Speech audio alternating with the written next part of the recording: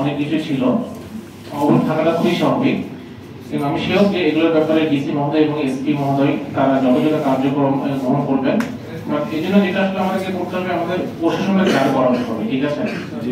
একটা প্রশাসনের মানে বিভিন্ন অর্গান আছে, কোন একটা অর্গান যদি নষ্ট হয়ে যায় তাহলে কিন্তু প্রশাসন চলতে পারে না। আপনি যে কোনো সাপোর্ট হলে প্রশাসনের কাছে আপনাকে আসতেই হবে। সো এই জন্য আমাদেরকে বিভিন্ন মানে দায়িত্ব পালন করতে হবে এবং বিভিন্ন কার্যক্রম মানে শুরু করতে হবে। এই ব্যাপারে আমি একটু পরে বলবো। তার আগে অন্য কিছু বিষয় নিয়ে আমি বলতে চাই, আইন শৃঙ্খলা বিষয় নিয়ে। আমাদের এখানে টোটাল 5টা থানা আছে, সম্ভবত 6টা। এর মধ্যে 2টা থানা রামগঞ্জ এবং রায়পুর, এই 2টাতে আক্রমণ হয়েছে এবং আগুন লাগানো হয়েছে। সকল অস্ত্র এখান থেকে লুট হয়ে গেছে।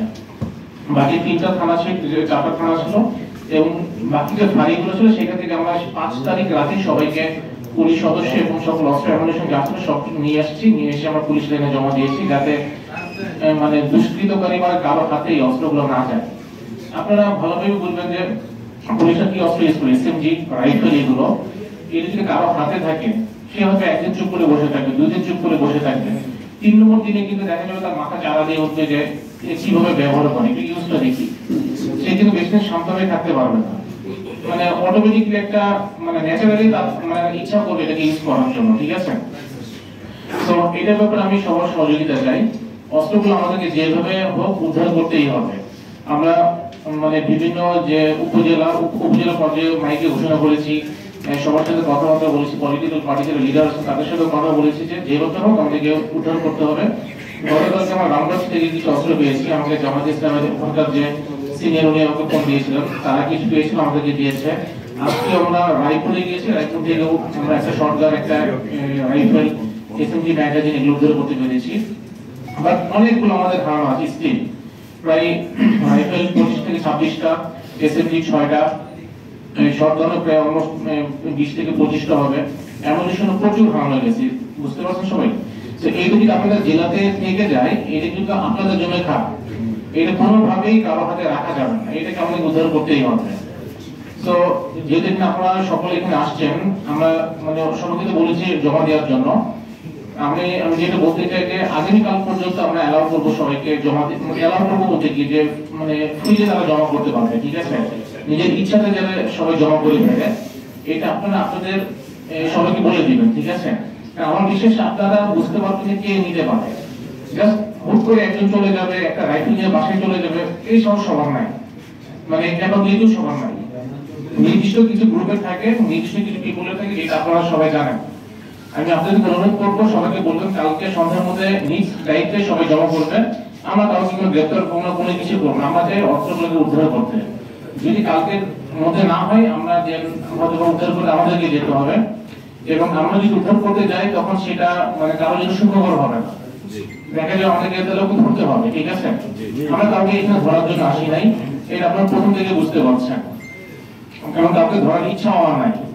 আমি চাবো আপনারা আপনাদের যে আমরা যারা আছেন প্রতিটা উপজেলাতে মেসেজটা পাস করে দিবেন, কড়াকড়ি ভাবে দিবেন যে যদি অস্ত্র অ্যামুনিশন থেকে থেকে কারোর কাছে অবশ্যই তারা যে কোনো ভাবে কালকে জমা করবে। আমাকে তো রিপোর্ট দিতে হয়, তাই না? কতগুলো অস্ত্র পেলাম, কতগুলো পেলাম না, কেন পেলাম না সেটাও কিন্তু আমাকে বলতে হয়। এখন মানে যদি আমি না পাই, কেউ যদি আমাকে না দিতে পারে, আমাকে কি বলতে হবে যে হ্যাঁ আমি বলছি যারা পলিটিক্যাল লিডার আছেন তারা আমাকে সহযোগিতা করছেন না। আর আলটিমেটলি এটা তো প্রমাণ দিতে হবে, তাই না? এদিকে আপনারা চান আমি মেসেজটা আমি উপরে পাস করি, আমি এটা কখনো চাই না। আমি আপনাদেরকে কড়াকড়ি ভাবে বলবো যে আপনারা আপনাদের নিজের যারা আছে কড়াকড়ি ভাবে বলে দেন অস্ত্র অ্যামুনিশন কোনোভাবে হাতে থাকা যাবে না, সবাইকে অবশ্যই আগামীকালকের মধ্যে অস্ত্রগুলো জমা করতে হবে। আশা করি আপনারা এই মেসেজটা সবাইকে পাস করে দিবেন, ঠিক আছে? আচ্ছা, মাইনরিটি গ্রুপের ব্যাপারে বলতে চাই, আমাদের প্রথম থেকে 5 তারিখের পর একটা প্রায়োরিটি ছিল যে মাইনরিটি গ্রুপকে প্রোটেকশন দিতে হবে, এবং আমরা সেই চেষ্টা করে আসছি। আমাদের এখানে এ পর্যন্ত আমি 2টা মানে মাইনরিটি 2টা বাসায় আগুন লাগানো হয়েছে, এবং চন্দ্রগঞ্জে একটা মন্দিরে ইট পাটকেল নিক্ষেপ করা হয়েছে। এর থেকে বড় কোনো কিছু আমি শুনতে পারিনি এখন পর্যন্ত, এবং সম্পর্কের সাথে আমি প্রতিদিন এবার কথা বলতাম, উনি আমাকে বলেননি। তো এটাকে আমরা কন্ট্রোলে রাখতে পেরেছি। আমাদের না যতটা এখানে ইয়া ছিল, আমি বলবো যে আপনাদের একসঙ্গে বেশি ছিল এখানে, ঠিক আছে?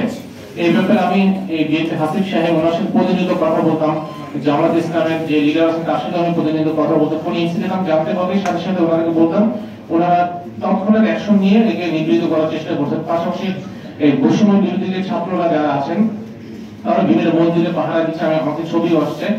তো আমি এই ব্যাপারে সবাইকে ধন্যবাদ দিতে চাই আমাদেরকে এইভাবে সহযোগিতা করার জন্য, এবং আশা করি সামনেও মাইনরিটি পিপল যারা আছেন তাদের উপরে কোনো সমস্যা হবে না। এই ব্যাপারে আমরা আরো সচেষ্ট থাকবো এবং আপনাদেরকে একটু সচেষ্ট থাকার জন্য অনুরোধ করবো। এখন আমাদের প্রসঙ্গে দাঁড় করাতে হবে থানা। এই থানার গুরুত্ব কিন্তু অনেক। এটা আমাকে অনেক ফোন আসতেছে যে একটা মামলা দিতে হবে, একটা পোস্টমর্টম করতে হবে, তারা কোথায় যাবে? থানা ছাড়া তো কোনো কাজ করা যায় না। তো আমি ডিসির সাথে কথা বলে হয়তো টেম্পোরারি কোনো একটা ব্যবস্থা করা হয়েছে, বাট থানা অ্যাক্টিভ না হলে কিন্তু সম্ভব না। আমি এসপি মহোদয়কে বলবো এইভাবে একটু মানে যত দ্রুত করা যায়। আজকে কিন্তু ফেনীতে তিনটা থানা অ্যাক্টিভ হচ্ছে ফেনীতে। তো কথা বলে হয়তো বা ওদের একটু মনোবল জানা করে আমরা থানাটাকে চালু করতে পারি। হয়তো সবগুলো থানা একবারে করতে পারবো না, অ্যাটলিস্ট একটা থেকে শুরু করতে পারি। হয়তো সবাই আমরা শুরু করলাম, পরবর্তীতে অন্য জায়গাতে আমরা গেলাম। যেমন আমাদের ক্যাম্প বর্তমানে এখানে আছে, আমরা ক্যাম্প আরেকটা করবো এখানে। আগামীকালকে আমরা রামগতিতে একটা ক্যাম্প করবো, এটা প্ল্যানিং করেছি। হয়তো রামগতি থানাতে যদি আক্রমণটা হয়নি, ওখানে একটা ক্যাম্প থানা আমরা অ্যাক্টিভ করতে পারি, যেহেতু আমাদের সদস্যরা এখানে থাকবে। আপনাদের মধ্যে থেকে বলে যে আপনারা সহযোগিতা করবেন থানা অ্যাক্টিভ করলে। তো আমি আপনাদেরকে বলবো দেখার জন্য যদি এটা করা সম্ভব হয় তাহলে একটা সরাসরি সাহস পাবে, মানে আগে আসবে তখন দেখা যাবে যে আমাদের নর্মাল যে কার্যক্রমগুলো সবকিছু চলবে তখন। কারণ স্কুল চালাতে গেলেও কিন্তু ফ্যামিলি প্যারেন্টস তারা ভয় থাকে পাঠাবো কেন, কি প্রোটেকশন দিবে।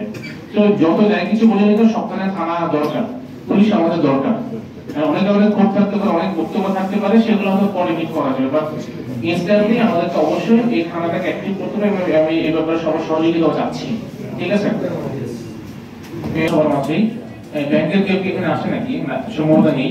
ব্যাংক থেকে টাকাগুলো বিভিন্ন ব্যাংকে নিয়ে যাওয়ার ব্যাপার থাকে। আমি ডিসি মহোদয়কে বলবো যদি কোনো রেমিটেন্সের টাকা সোনালী ব্যাংক থেকে অন্য ব্যাংকে নিয়ে যেতে হয় আমাদেরকে বলবেন, আমরা এসকর্ট প্রদান করবো। ব্যাংক থেকে যেটা পুরোপুরি আমাদের সচল করা যায়। তো এই ব্যাপারে আমি সংশ্লিষ্ট সবাইকে রিকোয়েস্ট করবো এটা চালু করার জন্য, যাতে একটা নরমালসি আমাদের লাইফে চলে আসে। সমস্যাগুলো যত অভিযোগ পাচ্ছি তার মধ্যে ম্যাক্সিমামে দেখা যাচ্ছে যে ব্যক্তিগত সমস্যা, পলিটিক্যাল সমস্যা, জমি নিয়ে সমস্যা। যতই সমস্যা হোক না কেন, যদি কেউ ব্যক্তিগত ভাবে মানে আক্রমণের শিকার হয় ব্যক্তিগত আক্রোশের জন্য, সেটাও কিন্তু নির্দিষ্টভাবে চলে আসতে পারে। চলে আসবে যে হ্যাঁ এখানে কন্ট্রোল করা যাচ্ছে না। তো এই ব্যাপারগুলো আমি হয়তো পলিটিক্যাল যারা আছেন আপনাদেরকে আমি ফোন করছি মাঝে মাঝে, ব্যক্তিগত সমস্যা হলে আপনাদের সমাধান করে দেবে, যে আপাতত কোনো সমস্যা যাতে না হয়। হোক ব্যক্তিগত আপনার হোক পলিটিক্যাল ব্যাপার সেবা, আপনার টোটাল জিনিসটাকে কন্ট্রোল করার চেষ্টা করবেন। আমি শিওর আপনারা আমাদের হায়ার কমান্ড থেকে একই আদেশ পেয়েছেন, যেভাবে হোক এগুলোকে কন্ট্রোল করতে হবে। মাইনরিটি হোক, ব্যক্তিগত আক্রোশ, পলিটিক্যাল আক্রোশ, এগুলো পরে দেখা যাবে। আপাতত রিকোয়েস্ট করবো এই ব্যাপার হলেও আপনারা একটু নিবৃত্ত করার চেষ্টা করবেন। আপনাদের আমরা যারা আছেন তাদেরকে বলে দেখা গেলে তারা অটোমেটিকলি এগুলো বন্ধ করে দিবে।